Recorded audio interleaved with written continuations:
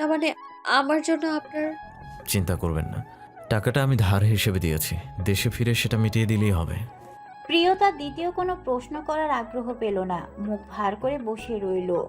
ধার দিয়েছে ভালো কথা, কিন্তু কত টাকা সেটা জিজ্ঞেস করলে তো আবার নিশ্চিত তেরা উত্তর দিবে। দিলরুবা বেগম গেটের সামনে দাঁড়িয়ে থাকেন। ফারজাত আর প্রিয়তাকে পুলিশের গাড়ি থেকে নামতে দেখে তিনি বিচলিত হন, সামনে এগিয়ে যান। প্রিয়তা সালাম দেয় তাকে দেখে। সালামের জবাব দিয়ে তিনি জিজ্ঞেস করেন, তুমি ভালো আছো তো মা? অপরাধীর ন্যায় মাথা নুয়ে প্রিয়তা বলে। জি ভালো আছি।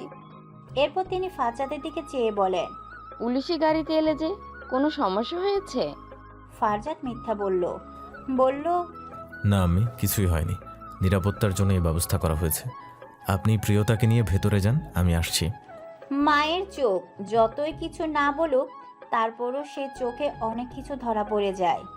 এই যেমন এখন ছেলের মিথ্যে বলছে, তিনি সেটা অনায়াসে ধরে ফেলেছেন। তবে কোনো প্রকার প্রতিক্রিয়া না দেখিয়ে তিনি ছেলের কথা মতো প্রিয়তাকে নিয়ে ভেতরে গেলেন। প্রিয়তাকে দেখে মমি ছুটে এলো। সে অস্থির হয়ে বলতে লাগলো, এটা কি করলে আপু? তুমি এমন একটা কাজ কি করে করতে পারলে? জানো আমি আর আম্মি কত কেঁদেছি, ভয় পেয়েছি তো কত। দিলরুবা বেগম ধমক দিলেন তাকে, বললেন, আহা, মেয়েটাকে একটু বসতে দে না, কি শুরু করলি? মমির কথা আর অস্থিরতা দেখে প্রিয়তার খারাপ লাগলো বড্ড। সে বসলো সোফায়, ক্ষীণ সুরে বলল, ক্ষমা করো আমায়, আবেগের বশে মারাত্মক ভুল করে বসেছিলাম আমি। আমার জীবনটা ভুলে ভুলে ভরে গিয়েছে এখন। এত ভুলের প্রায়শ্চিত্ত কি করে করব আমি? দিলরুবা বেগম তার পাশে বসলেন, তার মাথায় হাত রেখে নরম সুরে বললেন, ভুল থেকে শিক্ষা নিয়ে জীবন দিয়ে দেওয়া কোনো কিছু সমাধান হতে পারে না। এটা বোকামি আর মূর্খতা ছাড়া আর কিছুই না। জীবনের সব রকম পরিস্থিতিতে সাহসের সাথে লড়ে যাওয়াটাই যোদ্ধাদের কাজ। তোমাকে সেরকম যোদ্ধাই হতে হবে, লড়াই করতে হবে মা। শুরুতেই এভাবে আত্মসমর্পণ করে ফেললে কি করে হবে? প্রিয়তা ভেজা চোখে চাইল। সে বুঝতে পারে না এই মানুষগুলো এত ভালো কেন। যদি পাকিস্তানে আসাটা তার বিশাল কোনো ভুল হয়ে থাকে, তবে সেই বিশাল ভুলের মধ্যে একটা চমৎকার সুন্দর হলো এই মানুষগুলোর সাথে পরিচয় হওয়াটা। এই একটা জিনিসের জন্য সে বিশাল ভুলটাকেও সে ভুলে যেতে পারবে নির্দ্বিধায়। প্রিয়তা সিক্ত চোখে নোনা জলকে সংযত করে বলল, আপনাদের মতো মানুষের সাথে পরিচয় হয়ে সার্থক আমি। পাকিস্তানে আসা নিয়ে আমার কোনো আফসোস রইল না আর। দিলরুবা বেগম হেসে তার কপালে চুমু খেয়ে বললেন, আর কখনো এই চিন্তা মাথায় আনবে না, মনে রাখবে তুমি কোনো অন্যায় করনি, নিজে মরবে না। প্রয়োজন পড়লে তাকে মারবে যে তোমার সাথে অন্যায় করেছে। এই কথাটা দরজার অভিমুখে দাঁড়িয়ে শুনল ফারজাত। তাচ্ছিল্যের হাসি ফুটল ঠোঁটের কোণে। মনে মনে ভাবল, আপনি মারতে পেরেছিলেন সে অন্যায়কারীকে? সে সোজা তার ঘরে গেল। অফিসে যাওয়া প্রয়োজন আজ, নয়তো বস আবার ব্যাপারটা ভালো চোখে দেখবেন না। সে ফ্রেশ হয়ে মোবাইল হাতে নিতেই দেখে জারার মেসেজ। লেখা আছে,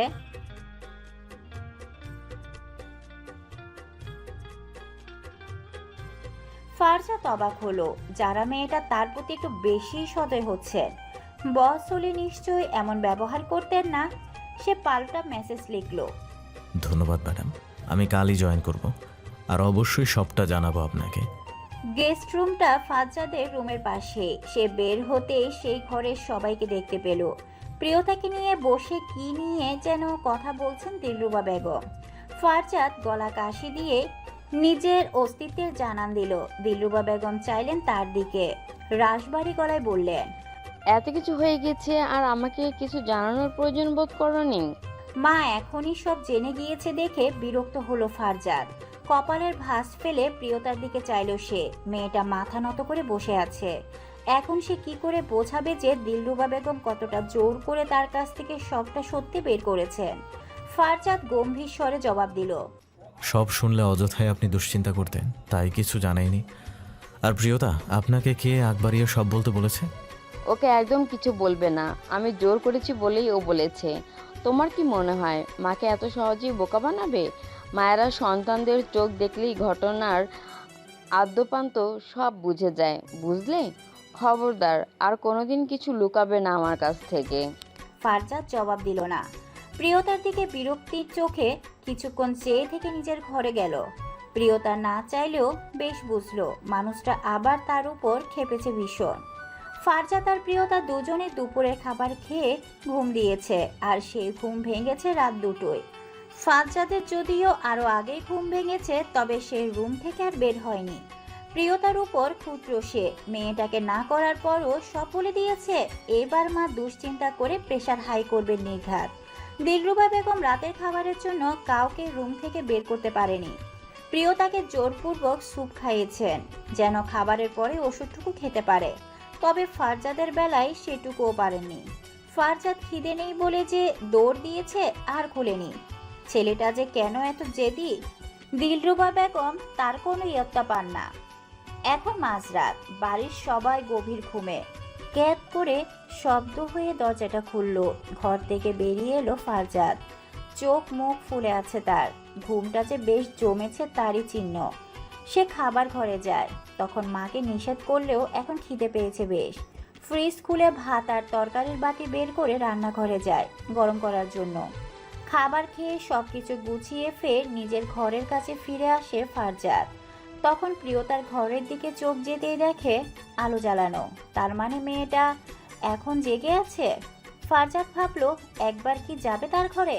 পরক্ষণে মনে হলো এত রাতে একজন পুরুষ মানুষ হয়ে একটা মেয়ের ঘরে যাওয়াটা মোটেও কোনো ইতিবাচক কাজ হবে না। সে মত পাল্টে নিজের ঘরে প্রবেশ করে। দরজাটা আটকানোর আগেই প্রিয়তা দরজা খুলে। সে বের হতেই দুজনের চোকাচুকি হয়। প্রিয়তা অপ্রস্তুতে মৃদু হাসে। ফারজাদ জিজ্ঞেস করে, ঘুমাননি এখনো?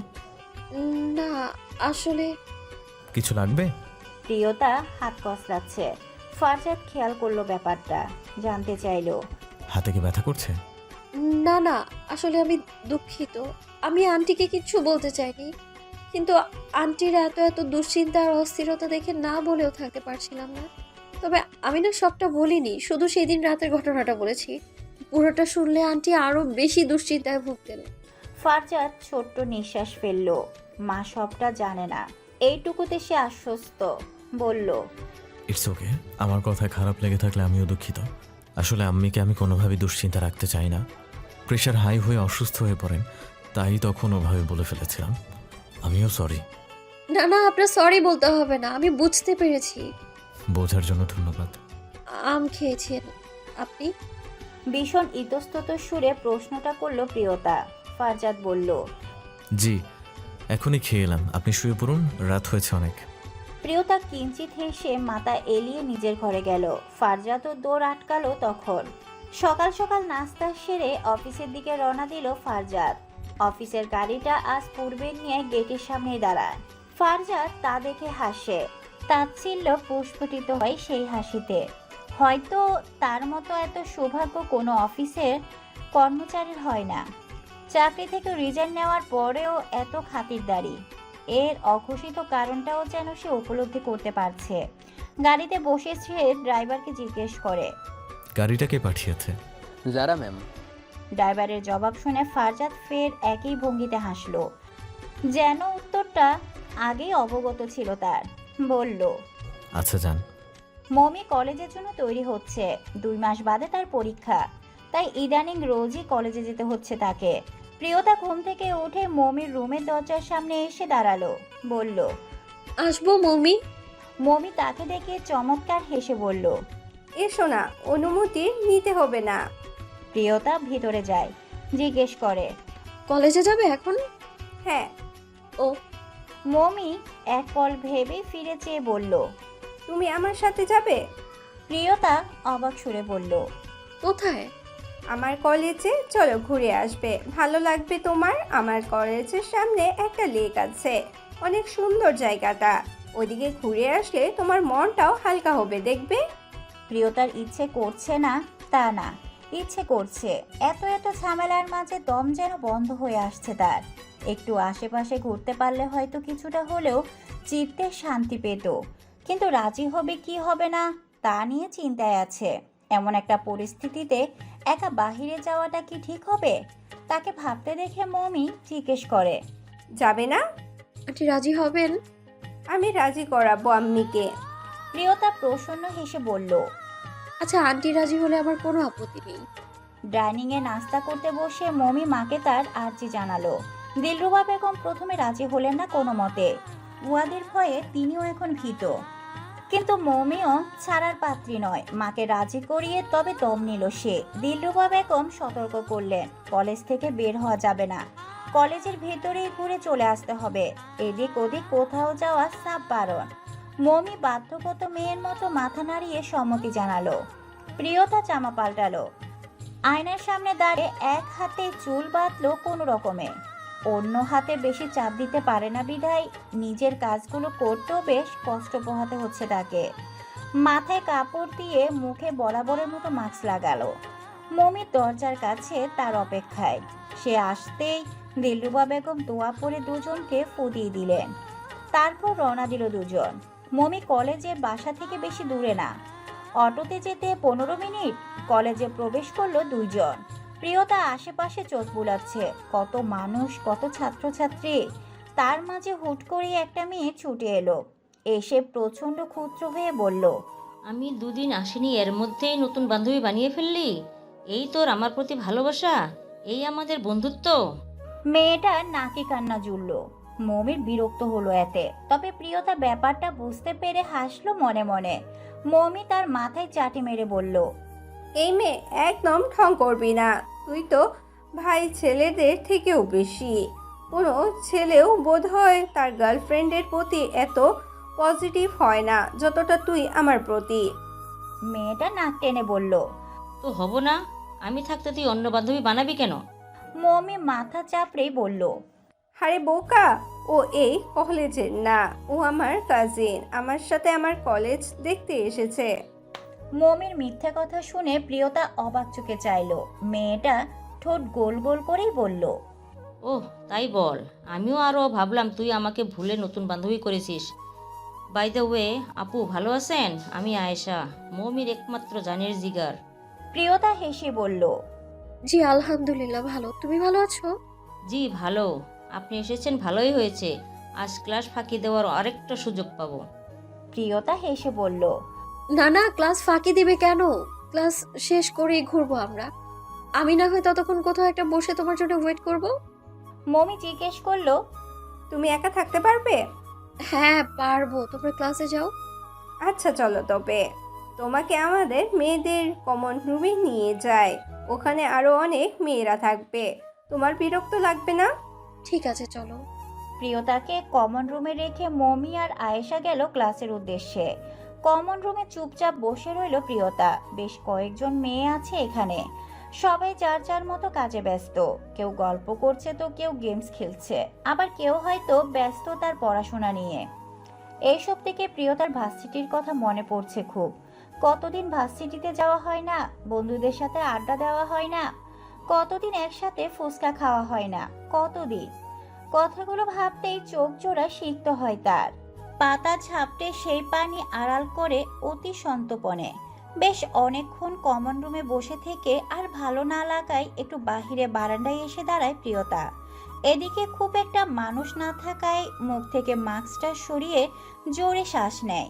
তখনই পেছন থেকে কেউ রাশভারী স্বরে বলে ওঠে, আপনার কি ক্লাস নেই? ক্লাস না করে এখানে কেন দাঁড়িয়ে আছেন? প্রিয়তা চমকে পিছনে ফিরে চাইল। চোখে চশমা আটা বিধিবৎ সাজে লোকটাকে দেখে চিনতে ভুল হলো না উনি একজন শিক্ষক। প্রিয়তা অপ্রস্তুত হেসে সালাম দিল।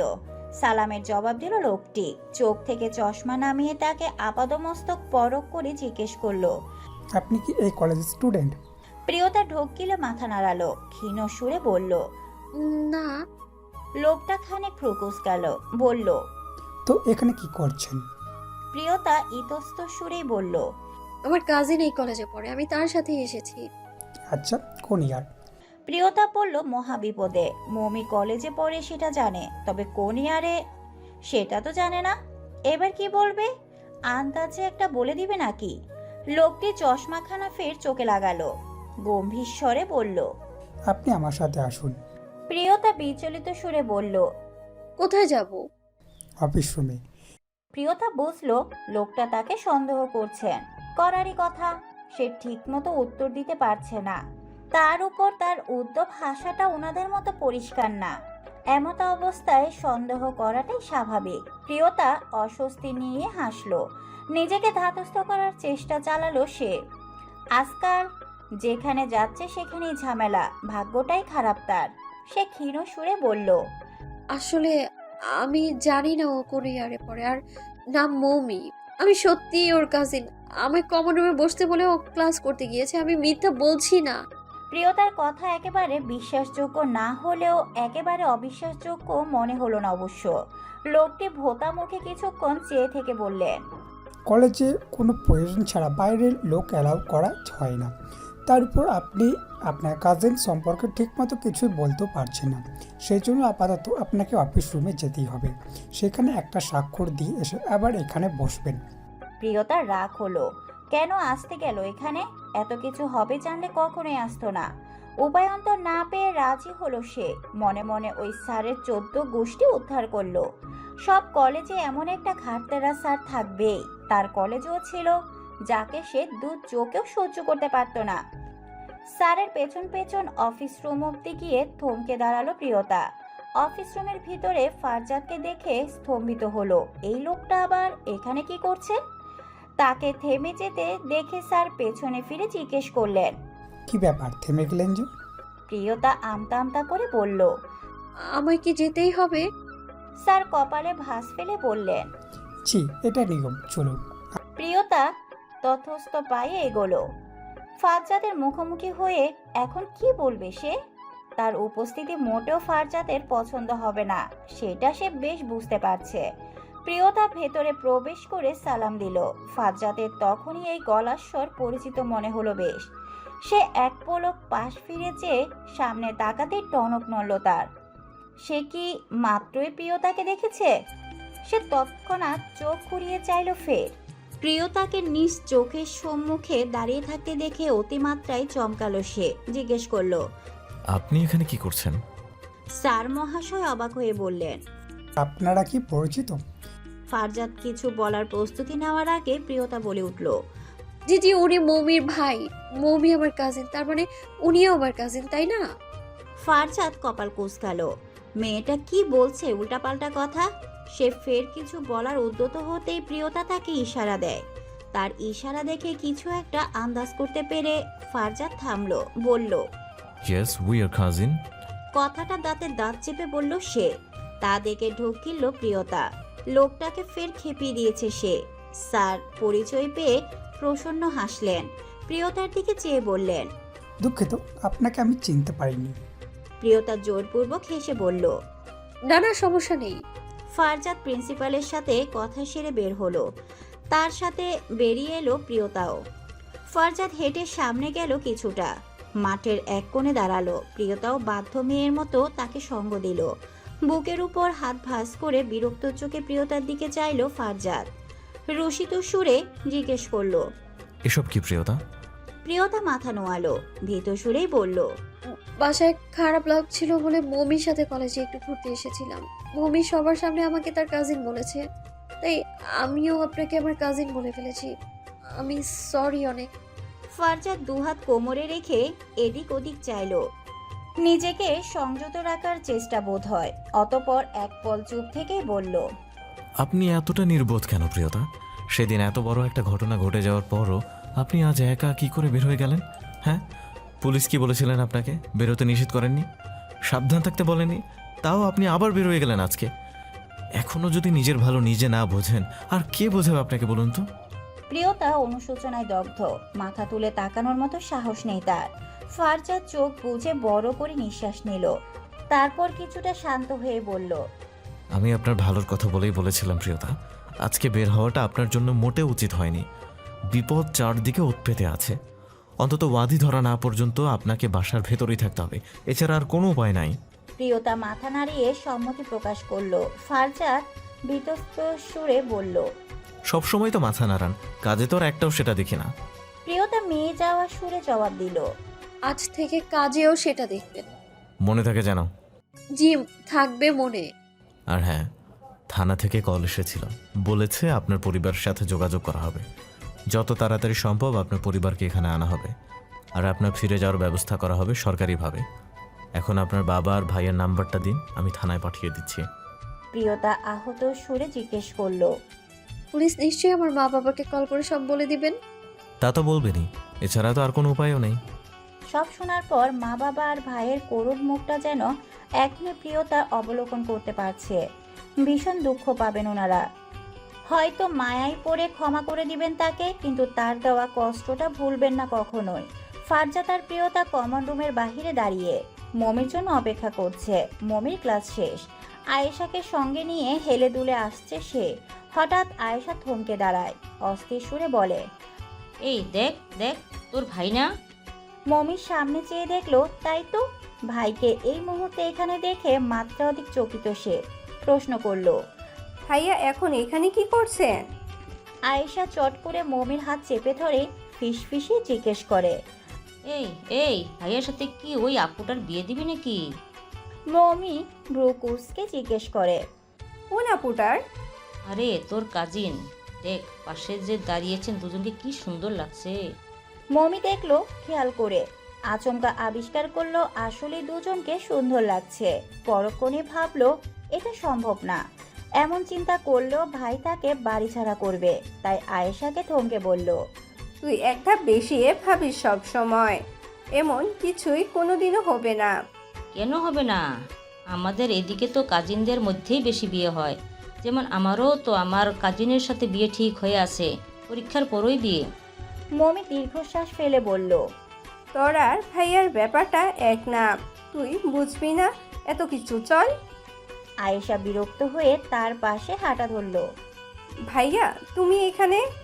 হ্যাঁ, একটা কাজে এদিকে এসেছিলাম বলে ভাবলাম কলেজে গিয়ে স্যারের কাছ থেকে তোর একটু খোঁজখবর নিয়ে আসি, কিন্তু এসে তো দেখি তোরা এখানে আরেক কাণ্ড ঘটিয়ে বসে আছিস। ওনাকে নিয়ে এখানে কেন এসেছিস? মৌমি চোখ পিট পিট করে এদিক ওদিক চাইল। কি বলবে সে? প্রিয়তার এখন এখানে আসাটা ভাইয়ার মোটেও সহজভাবে নিবে না, না নেওয়ারই কথা। সে বোকা বোকা হেসে বলল। না মানে আসলে আপু ঘরে একা ভালো লাগবে না বলে একটু নিয়ে এসেছিলাম। ফারজাদ গম্ভীর স্বরে বলল। হাজার ভালো না লাগা কাটিয়ে হলে ওনাকে এখন বাসার মধ্যেই থাকতে হবে। ক্লাস কি শেষ তোর? না, আরও একটা আছে। ঠিক আছে, তুই ক্লাস কর, আমি ওনাকে বাসায় নামিয়ে আসছি। ফারজাদ হাঁটা ধরে। প্রিয়তাও মন খারাপ করে মৌমিকে বিদায় জানিয়ে তার সঙ্গে যায়। তারা চলে যাওয়ার পর আয়েশা ভ্রুকুটি করে বলে। ব্যাপার কি বলতো? কিছু কি হয়েছে? মৌমি তার দিকে চেয়ে জিজ্ঞেস করে। কি হবে? এত সাবলীলভাবে বলে যেন সত্যি কিছু হয়নি। আয়েশা জানতে চাইল।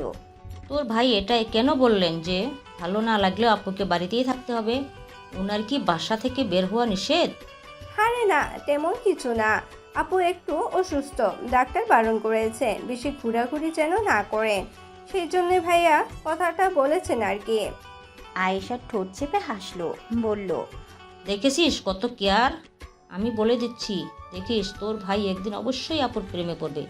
কি জানি অলরেডি হয়তো পড়েও গিয়েছে। মমি হতভম্ব হয়ে তাকায়, চোখের কোটর বড় বড় করে ফেলে। মেয়েটার চিন্তা ভাবনা কি সাংঘাতিক! এত সব তো দুঃস্বপ্নেও কখনো ভাবেনি সে। অফিসের গাড়িতে বসলো দুজনেই পেছনের সিটে। ড্রাইভার গাড়ি চালাচ্ছেন। দুজনের মাঝে সামান্য দীর্ঘস্থায়ী নীরবতা, এতটাই নিস্তব্ধতা যে তাদের শ্বাস প্রশ্বাসের শব্দ কানে আসছে বোধহয়। তাদের নীরবতার মাঝেই ফারজাদের ফোন বেজে ওঠে। পকেট থেকে বের করে দেখে যারার কল। রিসিভ করে সে।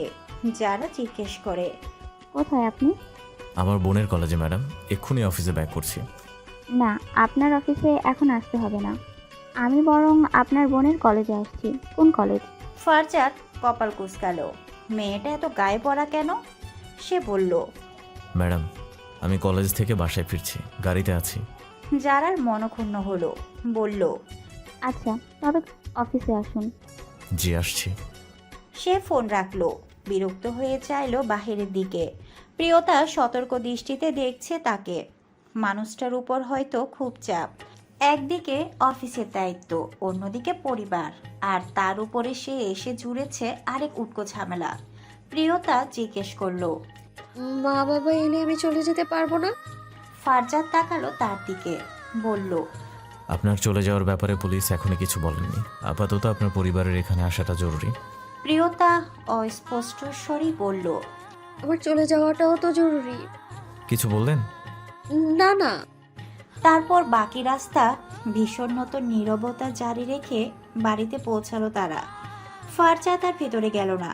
অফিসে যেতে লেট হয়ে যাবে বলে প্রিয়তা একাই প্রবেশ করলো বাড়িতে।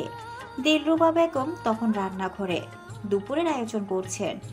প্রিয়তা রান্নাঘরের কাছে যায়। আমি চলে এসেছি আন্টি। কারো গলার স্বর পেয়ে দিলরুবা বেগম চমকে তাকান।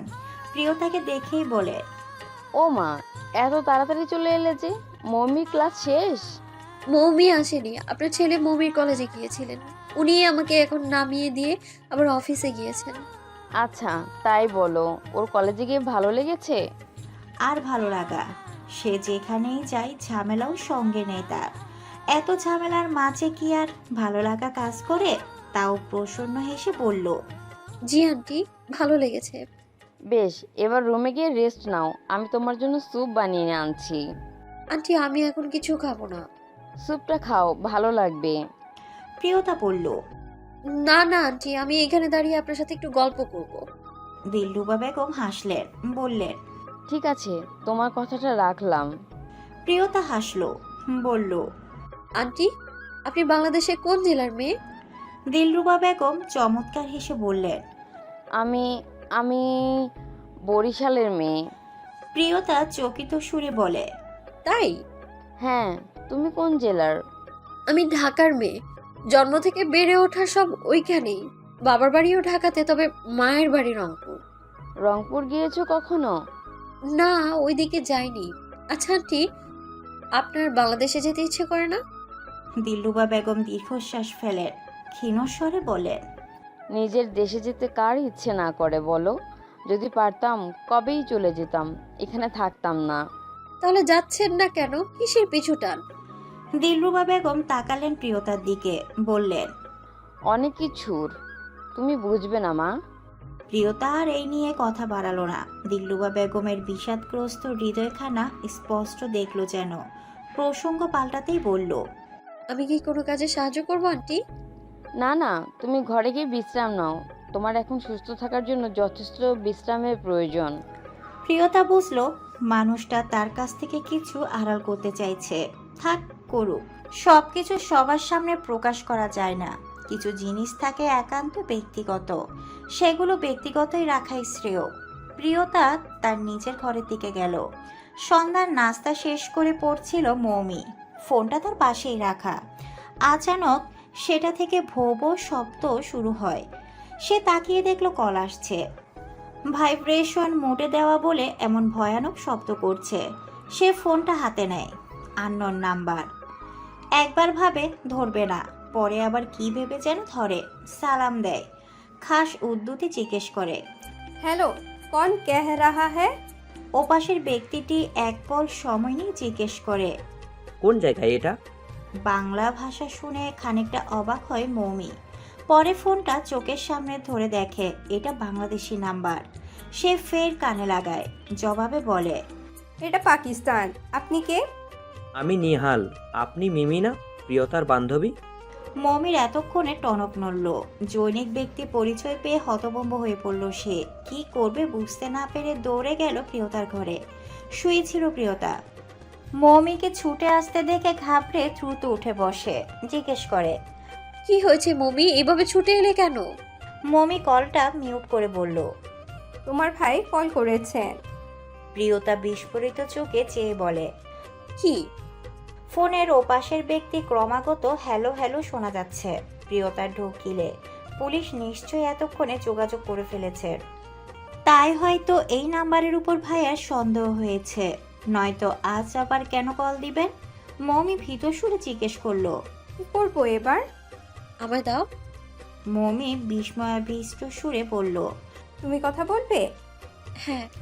প্রিয়তা আনমিউট করে ফোনটা কানে লাগালো। জিভ দিয়ে ভিজিয়ে নিল শুকনো ঠোঁট। মৃদু আওয়াজে ডাকলো, ভাইয়া। ওপাশের ব্যক্তিটি এবার থেমে যায়। কোনো শব্দ নাই। বেশ কিছুক্ষণ এভাবেই চুপ থাকে দুজন। অতঃপর একটা দীর্ঘশ্বাস শোনা যায়। ওপাশ থেকে শোনা যায় কারো ব্যথিত সুর। প্রিয়তা, বোন আমার, কেমন আছিস? প্রিয়তা কেঁদে ফেলে। তার কান্না দেখে চোখ ভিজে উঠে মৌমির। ওপাশ থেকে নিহাল বলে ওঠে, কাঁদিস না বোন, আমি আসছি, কালই আসছি। আর কেউ তোকে কোনো কষ্ট দিতে পারবে না। ভাইয়া আসছি তো। ভাই আসবে। ব্যাপারটা যতটা না আনন্দ দিচ্ছে তার থেকেও বেশি পীড়া দিচ্ছে প্রিয়তাকে। সে কোন মুখে ভাইয়ের সামনে দাঁড়াবে, কোন চোখে তাকাবে ভাইয়ার দিকে, কি বলবে? বলবে যে তোমাদের সাথে অন্যায় করার শাস্তি আমি এখনো ভোগ করছি, আমায় ক্ষমা করে দাও। আদৌ কি তার এই ভুলের ক্ষমার যোগ্য? সারা রাত এই ভাবনাতেই কাটে প্রিয়তার। রাতে দিলরুবা বেগম আর ফাজ্জাদকে প্রিয়তার ভাই আসার খবরটা মমি জানায়। মমির কাছ থেকে ফাজ্জাদ প্রিয়তা ভাইয়ের নাম্বারটা নেয়। যোগাযোগ করতে হবে। ফাজ্জাদ তার ডেস্কে বসে কোনো এক ফাইলে চোখ বুলাচ্ছে। তখনই ঘটে যারার আগমন। সে দরজায় নক করে জিজ্ঞেস করে, আসবো ফারজাদ? ফারজাদ তাকে দেখে চেয়ার ছেড়ে উঠে দাঁড়ালো। সৌজন্যতার খাতিরে হেসে বলল। আসুন ম্যাডাম। ভিতরে প্রবেশ করলো যারা, বলল, আপনি দাঁড়িয়েছেন কেন? বসুন। ফারজাদ বসলো। যারাও অপর পাশের একটা চেয়ারে বসলো। অতঃপর ফারজাদের দিকে পূর্ণ মনোযোগে চেয়ে বলল, আপনি আমাকে বলেছিলেন আপনার সেই আত্মীয়ের ঘটনা সব খুলে বলবেন, কিছুই তো বললেন না আর। ফারজাদ ভেবেছিল মেয়েটা হয়তো ভুলে যাবে, কিন্তু তার হলো কই। সে ইতস্তত সুরে বলে, ম্যাডাম, অফিসের ভেতর থেকে এসব অপ্রাসঙ্গিক বিষয় নিয়ে কথা বলাটা কি ঠিক হবে? অপ্রাসঙ্গিক কেন হতে যাবে? আপনার আত্মীয় যেখানে, সেখানে অপ্রাসঙ্গিকতার কিছু নেই। আপনি বলুন। ফারজাদ প্রচণ্ড বিরক্ত বোধ করছে। ফাইলটা বন্ধ করে সাইডে রাখলো সে। কিভাবে সমস্তটা না বলে ব্যাপারটা ধামাচাপা দেওয়া যাবে সে প্রক্রিয়াটাই মাথার ভেতর সাজিয়ে নিচ্ছে। যারা অধৈর্য গলায় বলল, বলুন না। ফারজাদ ইতস্তত সুরে বলল, আসলে ওনার একটু ব্যক্তিগত সমস্যার জন্যই উনি আপাতত আমাদের সাথে আছেন। আর সেদিনের ঘটনাটা অপ্রত্যাশিতই ছিল। উনি এমনিতেই অসুস্থ, তার উপর ওনার শত্রুপক্ষের কেউ একজন ওনাকে আবার আঘাত করতে এসেছিলেন। সব মিলিয়ে ভীষণ কুৎসিত একটা মুহূর্ত তৈরি হয়ে গিয়েছিল। যারা এক পল ভেবে জিজ্ঞেস করলো। উনি আপনার কি হয়? ফারজাদ বুঝতে পারলো না হঠাৎ কি পরিচয় দিবে। চট করেই বলে ফেললো তাই। কাজিন, আমার কাজিন হয়।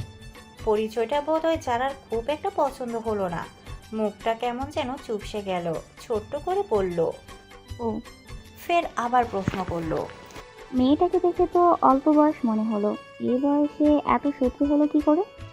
ফারজাদ দীর্ঘশ্বাস ছেড়ে বলল, শত্রুতার জন্য কি আর বয়স লাগে ম্যাডাম?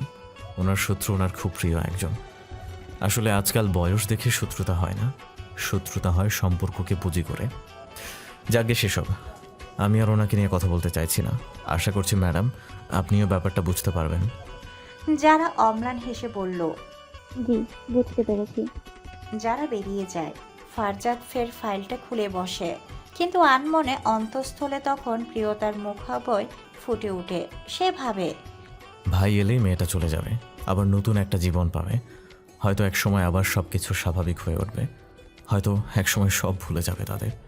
ফারজাদ মাথা চাকালো, নিজেকে থমকে বলল, এত কিছু ভাবার কি আছে? ভুলে গেলে যাবে, এমনিতেও সে কি মনে রেখে বসে থাকবে নাকি? বাড়ি ফিরছে যারা এবং তার বাবা রফিক জুবায়ের। যারা চোখে মুখে ছেয়ে আষাঢ়ের কালো অম্বধর।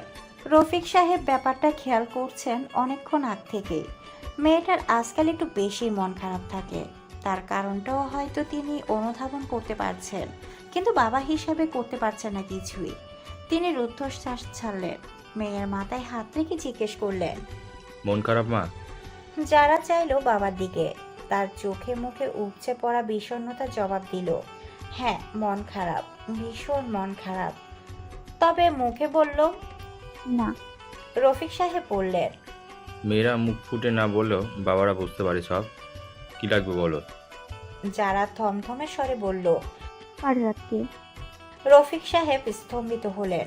যদিও জবাব জানতেন তিনি, গম্ভীর স্বরে বললেন, অন্য কিছু চাও? এটাই লাগবে আব্বু, অন্য কিছু না। এটা দেওয়ার সামর্থ্য যে তোমার বাবার নেই। যারা অস্বস্তি হলো, বিচলিত সুরে বলল, কেন নেই? তুমি ফারজাদের পরিবারের সাথে কথা বলো, পরিবার মেনে নিলে ফারজাদও মেনে নেবে। রফিক সাহেব মেয়ের সুখের জন্য সবটুকু করতে পারেন। স্ত্রী মারা যাওয়ার পর মেয়েটাকে আগলে বেঁচে আছেন তিনি। সব সময় সব চাওয়া পূরণ করে এসেছেন, এবারও করবেন, অবশ্যই করবেন। তিনি হেসে মেয়ের মাথায় হাত বুলিয়ে বললেন। ঠিক আছে মা, আমি ফারজাদের পরিবারের সাথে কথা বলবো। আষাঢ়ের মেঘ সরে গিয়ে রোদ ঝলমলে হয়ে ওঠে যারার মুখাবয়। প্রচন্ড খুশি হয়ে বাবাকে জড়িয়ে ধরে, ভালোবেসে বলে।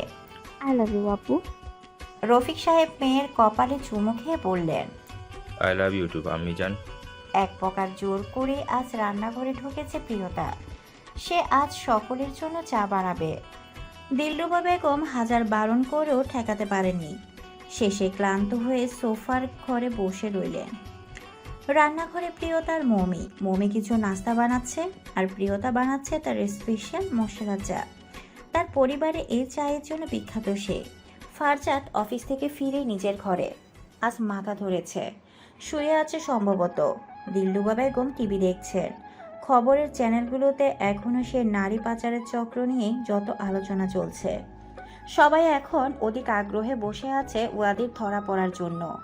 সে ধরা পড়লে খোলাসা হবে পুরো ব্যাপারটা, সামনে আসবে বিস্তর কিছু। কিন্তু এই নাটের মূল কোথায় ঘাপটি মেরে আছে কে জানে। দিলরুবা বেগম ভাবলেন, তিনি যদি আরেকবার ছেলেটাকে দেখতে পেতেন তবে অবশ্যই কষে একটা চর মেরে আসতেন। প্রিয়তার মমি চা নাস্তা বানানো শেষ। নাস্তাগুলো গুছিয়ে নিয়ে বসার ঘরে আসে তারা। মমি বলল। ভাইয়াকে ডাকবো আম্মি? না, ওর নাকি মাথা ধরেছে, ওর রুমেই বরং চাটা দিয়ে আয়। মমি একটা চায়ের কাপ হাতে নিয়ে কি ভেবে যেন প্রিয়তার দিকে এগিয়ে দিল, সেটা বলল। আপু, তুমি একটু কষ্ট করে এটা ভাইয়াকে দিয়ে এসো না। দিলরুবা বেগম দ্বিমত পোষণ করে বললেন। আহা, মেয়েটার হাতে ব্যথা, তুই জানা। প্রিয়তা প্রসন্ন হেসে বলল। না না আন্টি, সমস্যা নেই, পারবো আমি। মমি তাকে চায়ের কাপ ধরিয়ে দিয়ে বলল। হ্যাঁ, যাও যাও। প্রিয়তা পা বাড়ালো ফারজাদের ঘরের দিকে। দিলরুবা বেগম ভ্রু কুঁচকে মমির দিকে চাইলেন। ক্ষিপ্ত স্বরে জিজ্ঞেস করলেন। কি সমস্যা তোর? মমি চায়ের কাপে চুমুক বসিয়ে আমোদ গলায় বলল। নিজের ব্যবস্থা নিজেই করতে না পারলে অন্যকে তো তা নিয়ে ভাবতেই হবে। তোমার ছেলের যা মতি গতি, মনে হচ্ছে না আমি কোনোদিনও পিপি হতে পারবো বলে, তাই নিজ থেকেই একটা ব্যবস্থা নিলাম, দেখি না কাজ হয় কি না।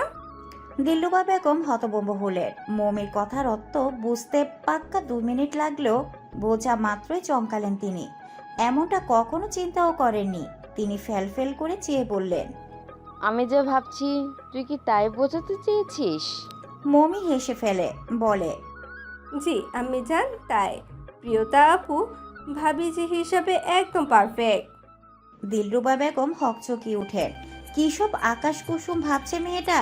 কিন্তু পরক্ষণে তার আবার মনে হলো প্রিয়তা মেয়েটা মন্দ নয়। আসবো? প্রিয়তার গলার স্বরটা প্রথমে ধরতে পারল না ফারজাদ। সে মমি ভেবে তাই বলে উঠল। হুম।